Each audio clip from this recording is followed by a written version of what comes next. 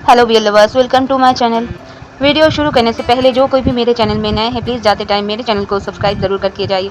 और वीडियोस पसंद आते हैं तो वीडियो पर लाइक कमेंट करके वीडियो को शेयर ज़रूर कीजिए। और जितने भी बैकग्राउंड नॉइज है प्लीज़ उन्हें इग्नोर कीजिए। चलिए शुरू करते हैं। ऑथर कृष्णा देवान मलिक का लिखा हुआ शानवांग fan fiction burn me if you love me के नेक्स्ट पार्ट को। पिछले पार्ट में हमने देखा था शादी के टाइम वांगची ने सुसाइड करने की कोशिश की थी और विंग ने वांगची को बचाया था, फिर शादी भी की थी और इसी वजह से जिन हावरन ने युद्ध का घोषणा कर दी थी। फिर युद्ध में विंग ने जिन हावरन को अपने हाथों से मारा था और वांगजी का बदला लिया था। लेकिन फिर विंग ने लैन शीचन को भी मार दिया था और लैन किंगडम में अपना कब्जा जमा लिया था। ये सुनकर लैन शीचन को हार्ट अटैक आ गया था और लैन वांगजी को बंदी बना लिया गया था और कारागार में भेज दिया गया था। अब आगे रात का समय था। लैन किंगडम का सबसे अंधेरा कारागार, पत्थर की दीवारें, ठंडी हवा, जमीन पर नमी और एक कोने में लैन वांगची, हाथों में लोहे की बेड़ियां बंधी हुई।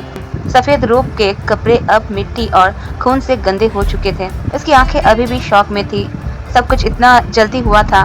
पहले दिन शादी, दूसरे दिन जीत और फिर कुछ ही पल बाद सब बर्बाद। भाई मर गया, पिता मौत और जिंदगी के बीच लटक रहे हैं और उसका पति विंग, उसी ने ये सब किया है। कारागार का दरवाजा धीरे से खुला। हेवी फुटस्टेप गूंजे। लैन वांगची ने सर उठाया और सामने खड़ा था विंग, ब्लैक बैटल आर्मर में, तलवार कमर पर। चेहरा शांत था, जैसे कुछ हुआ ही नहीं। लैन वांगची कुछ सेकंड उसे देखता रहा। उसका गला सूखा हुआ था। फिर मुश्किल से आवाज़ निकली, क्यों क्यों किया? विंग धीरे धीरे उसके सामने आया, लेकिन कुछ बोला नहीं। वांगजी की आंखों में आंसू भरने लगे। लैन वांगची ने कहा, ये सब क्या है?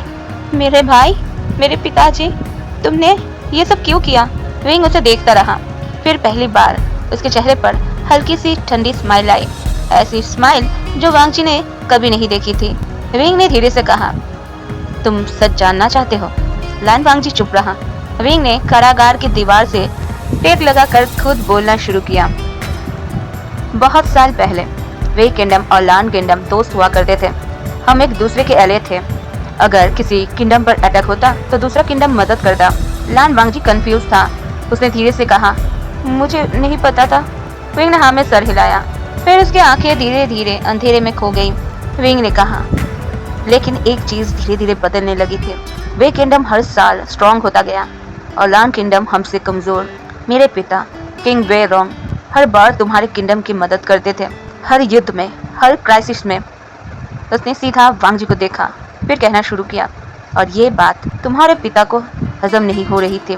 लैन वांगजी का फेस धीरे धीरे सफेद पड़ रहा था। विंग आगे बोला, तुम्हारे पिता लैन चिरन मेरे पिता से जलने लगे थे।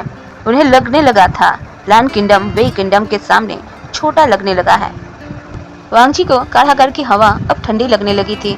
विंग ने अपनी मुट्ठी बींच ली। आवाज पहले से भी और भारी हो गई। विंग ने कहा, एक दिन वेस्टर्न बॉर्डर पर वार हुआ। हमारी आर्मी तुम्हारे किंगडम को बचाने गई। मेरे पिता खुद बैटलफील्ड में थे। विंग की आंखों में पुरानी आग जल उठी। विंग ने कंटिन्यू किया, और उसी बैटलफील्ड में तुम्हारे पिता ने पीठ पीछे वार किया। लैन वांगजी का दिल जोर से धड़का। विंग की आवाज़ और डार्क हो गई। विंग ने कहा, जिन सोल्जर्स के साथ हाथ मिलकर लैन चिरन ने मेरे पिता को मार डाला, छल से, धोखे से, एक दोस्त को पीछे से तलवार घोंपकर। लैन वांगजी ने तुरंत सर हिलाया। उसकी आवाज़ टूट गई। उसने कहा, नहीं, इम्पॉसिबल, ऐसा नहीं कर सकते मेरे पिताजी। विंग जोर से हंस पड़ा। इम्पॉसिबल? जैसे मुझे लगता था मेरा किंगडम कभी धोखा नहीं खा सकता, जैसे मुझे लगता था दोस्त किंगडम कभी पीठ पीछे वार नहीं करेंगे। विंग धीरे से नीचे बैठा, सीधा वांगजी के सामने। उसकी आंखें बिल्कुल बर्फ जैसी थी। विंग ने कहा, मेरी माँ तो बचपन में ही मर चुकी थी। मेरे पिता ही मेरी दुनिया थे, और तुम्हारे परिवार ने मुझसे वो भी छीन लिया। उसकी आवाज़ अब धीरे थी, लेकिन और डेंजरस थी। विंग ने कहा, उस दिन मैंने कसम खाई थी, जब तक लैन क्लैन को बर्बाद नहीं करूँगा, तब तक मैं सिंहासन पर नहीं बैठूंगा। मैं राजा तभी बनूंगा जब बदला पूरा होगा। लैन वांगजी की सांसें हिलने लगी। सब कुछ टूट रहा था, लेकिन सबसे बड़ा शौक अब बाकी था। वांगची ने धीरे से बोला, तो इसीलिए तुम अभी भी युवराज कहलाते हो? महाराज नहीं। लेकिन मैंने तुम्हारा क्या बिगाड़ा था? तुमने मेरे साथ ऐसा क्यों किया? तुमने मुझे क्यों यूज किया? विंग कुछ सेकंड चुप रहा, फिर धीरे से मुस्कुराया और कहा, क्योंकि तुम सबसे आसान थे। वांग जी का फेस जम गया।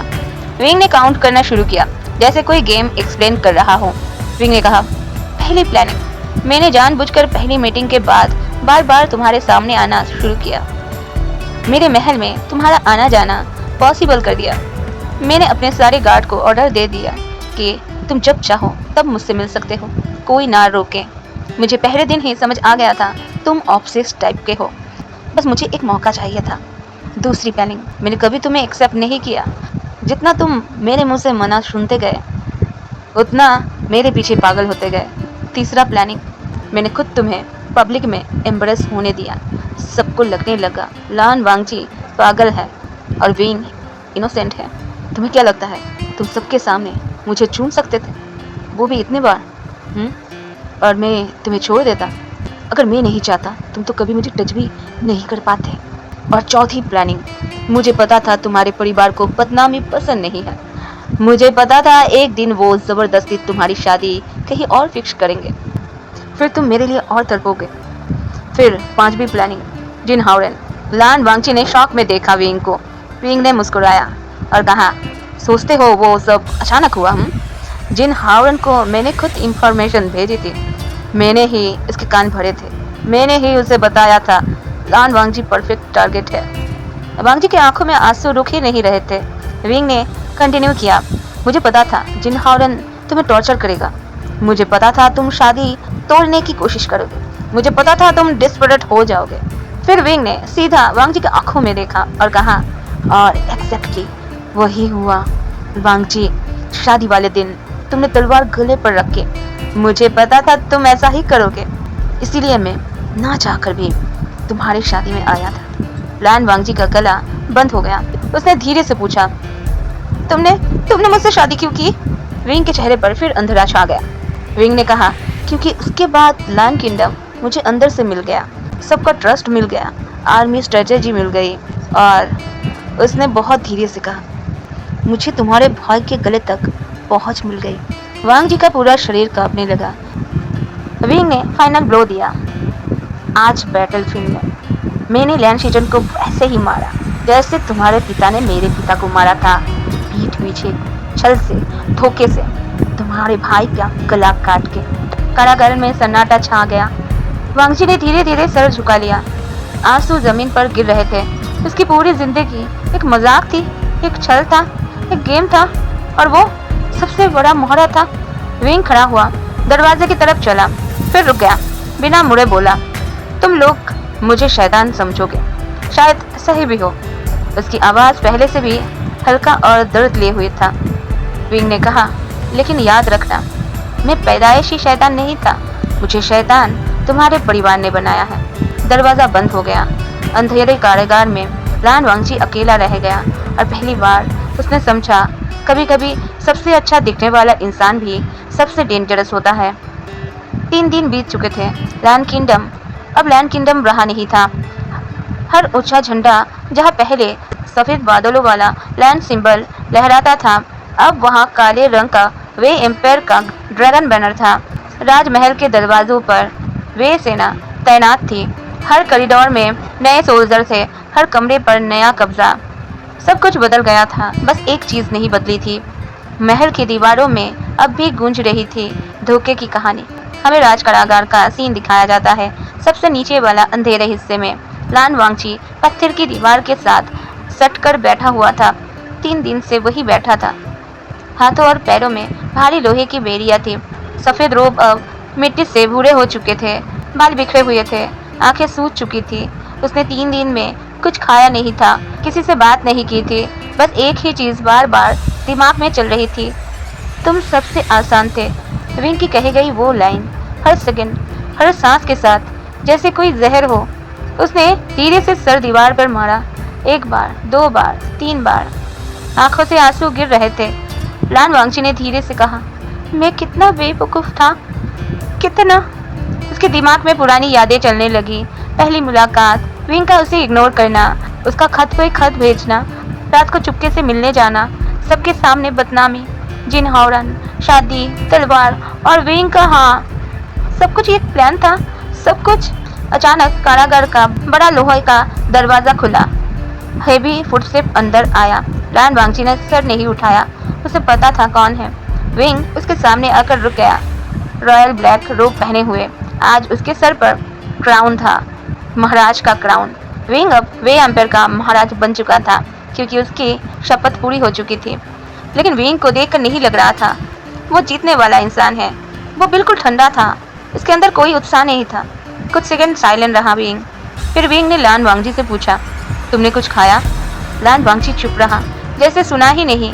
विंग ने फिर पूछा, मैंने सवाल पूछा है। लेकिन वांगजी ने कुछ नहीं कहा। अगले सेकंड विंग ने उसके चीन पकड़कर जोर से सर ऊपर किया। लान वांगजी की आंखें लाल थी, चेहरा आंसुओं से गिला था। लान वांगजी ने धीरे से बोला, मुझे मत छुओ। विंग का फेस थोड़ा हर्ट हुआ। विंग ने कहा, तुम्हारी पोजीशन भूल रहे हो हाँ? लान वांगजी हंस पड़ा, टूटी हुई हंसी, और कहा, पोजीशन? मैंने समझा था तुम मेरे पति हो, लेकिन तुम तो कसाई निकले। विंग के जॉ टाइट हुए। विंग ने अपना ग्रिप और टाइट कर दी। विंग ने कहा, जुबान संभल कर बात करो। लान वांगजी विंग के आंखों में देख रहा था। लान वांगजी ने कहा, क्या कर लोगे? मेरे भाई को मार दिया, मेरे पिता को मौत के मुंह में ढकेल दिया, मेरा देश मुझसे ही छीन लिया। लान वांगजी की आंखों से आंसू अब और भी ज्यादा बहने लगे। लान वांगजी ने कहा, अब क्या बचा है छीनने को? विंग ने एक सेकंड उसे देखा, फिर उसने जोर से छोड़ दिया। वांगजी दीवार से टकरा गया। विंग ने कहा, तुम लोगों ने भी सब कुछ छीना था मुझसे, ये भूल गए क्या? लान वांगजी गुस्से में चिल्लाया, मैंने क्या किया था? कारागार में लान वांगजी की आवाज गूंज गई। लान वांगजी उठकर खड़ा हो गया। बेरिया जोर जोर से बज रही थी।